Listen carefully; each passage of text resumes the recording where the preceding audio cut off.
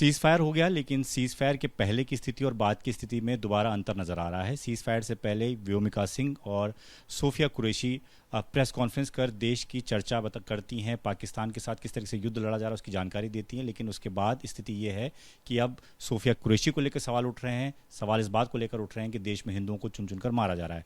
हमारे साथ कांग्रेस के वरिष्ठ नेता और प्रवक्ता पवन खेड़ा जी, उनसे बात कर लेते हैं। सर, ये जो स्थिति आप देख रहे हैं, आप लोग लगातार सवाल उठा रहे हैं सरकार पर, लेकिन अब ये शुरू हो गया है कि मुर्शिदाबाद की घटना पहलगाम जैसी है, क्योंकि हिंदुओं को चुन चुनकर मारा जा रहा है, अलग अलग तर्क दिए जा रहे हैं। विजय शाह का बयान भी आपने सुना ही है, इसको आप किस नज़रिए से देखिए? देखिए, ये असली बीजेपी है।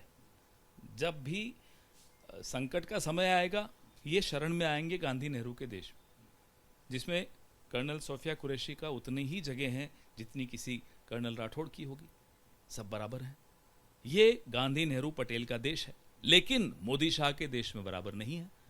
मोदी शाह के देश में जंग से पहले पहलू खान, अखलाक खान सब होते हैं। जंग के वक्त कर्नल सोफिया कुरैशी को सामने दिखाया जा रहा है, और जंग खत्म हुआ तो फिर से ये अपनी असलियत पर आ गए।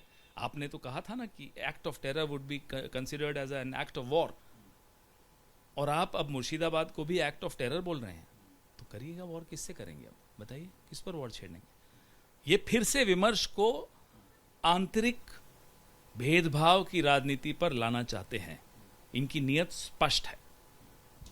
पहलगाम की घटना को सर बाकी राज्यों से तुलना करना, बाकी जगहों से तुलना करना, क्या आपको लगता है कि जरूरत है? हम कह रहे हैं पहलगाम टेरर अटैक था, पूरा विश्व जानता है, मानता है। आप भी यही कहते हैं, सरकार भी यही कहती है। उसके बाद सरकार ने ऑपरेशन सिंदूर के दौरान कहा कि अब कोई भी act of terror act of war माना जाएगा।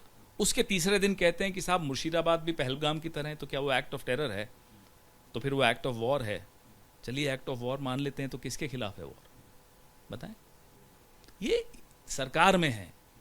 विदेश नीति चलानी नहीं आती, सरकार चलानी नहीं आती, देश चलाना नहीं आता, सिर्फ और सिर्फ अपनी ये बांटने वाली राजनीति चलानी आती है इनको। जिस तरीके के कार्यक्रम आप करने जा रहे हैं आने वाले दिनों में, जय हिंद सभाओं में, तमाम सवाल तो आपके हैं कि आपने ऑल पार्टी मीटिंग नहीं बुलाई, आपने सेशन नहीं बुलाया। क्या ये भी अब एक बड़ा मुद्दा रहेगा जिसको कांग्रेस उठाएगी कि इस तरीके की चीज़ें क्यों हो रही हैं? ये तो हम हमेशा उठाते आए हैं। पहलू खान के वक्त नहीं उठाया था क्या हमने? अखलाक के वक्त नहीं उठाया था? कन्हैयालाल टेलर के वक्त नहीं उठाया था? कन्हैयालाल टेलर की जब हत्या हुई, मेरे शहर की ये वारदात थी, हत्या थी, तब हमने बढ़ चढ़ के बताया कि जो हत्यारे थे वो बीजेपी के ऑफिस बेरर्स थे, उनके बूथ एजेंट्स थे। हम तो बार बार मुद्दा उठाते हैं। प्रदीप कुरुलकर का मुद्दा हमने उठाया, जो डीआरडीओ का साइंटिस्ट है, ब्रह्मोस की सीक्रेट्स पाकिस्तान को लीक कर रहा है, जिसके पिता और वो खुद संघ से बहुत करीबी से जुड़ा हुआ है। हम तो ध्रुव सक्सेना का मुद्दा भी उठाते हैं। हम ये मुद्दे उठाते रहेंगे। ऐसा बातचीत के लिए कैमरामैन मनीष उनियाल के साथ दीपक सिंह रावत, एबीपी न्यूज़, दिल्ली।